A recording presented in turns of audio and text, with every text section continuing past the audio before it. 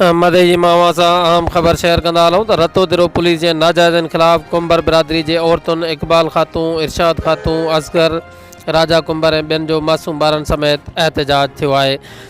Police खिलाफ़ नारेबाजी पिण थी। मुज़ाहिरीन जो चवण है तो रतो दिरो पुलिस 15 ॾींहं पहिरियां असांजे घर में गिड़ी तशद्दुद करण बैद असांजे ॿिनि नौजवाननि आशिक़ कुंबर ऐं माशूक कुंबर के बेगुनाह खंबे गुम करे छॾियो आहे। रतो दिरो थाणे जा चक्कर काटे काटे थकिजी पिया आहियूं। पुलिस नौजवाननि खे आज़ाद करण लाइ रोज़ कूड़ा आसरा ॾेई वापसि मोटाए थी छॾे। असां मिसकीन माण्हू आहियूं। पुलिस पीपी अॻवान आपा नसीबा चन्ना जी वंगार वंदे असांजे नौजवाननि खे गिरफ़्तार कयो आहे। मुज़ाहिरीन जो इल्ज़ाम मुझे अदालत कयो बा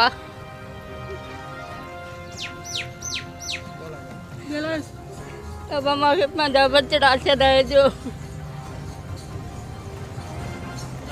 भाई न पुलिस ॾाइण खणी वई आहे। इन नसीबा गॾे जे चवण ते खणी वई आहे बा। नसीबा केरु आई आहे? कुंभारिया गॾे हुन ते जीअं चऊं था असां ॾोह न गुनाह हक़ बिना के असांजे घर में रोज़ रोज़ पुलिस थी अचे। 3 चक्कर सो बि आज़ा न पोता मिलनि अॻ में थी अचे पुलिस घर में घिरे।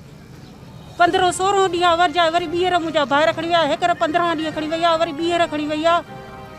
रोज़ तो अचे शाम ॾींदोमांव सुबुह सां ॾींदोमांव ॾे ई नथो। रते देरे जी भाऊ पुलिस आहे उन असां सां ज़ुल्म कयो आहे। आपा नसीबा जे चवण ते उहा रते देरे जी आहे पीपीए में आहे। असांजो त असांखे पंहिंजा ॿाहिरि मिलनि बेगुनाह आहिनि FIR कटियल आहे कुझु बि न आहे हक़ बि न रोज़ रोज़ असांजे दर ते पुलिस सो बि घर में थी ज़ोरीअ घिरे। 2 चक्कर खणी वई आहे 3 चक्कर ईअं आई वापसि मोटी।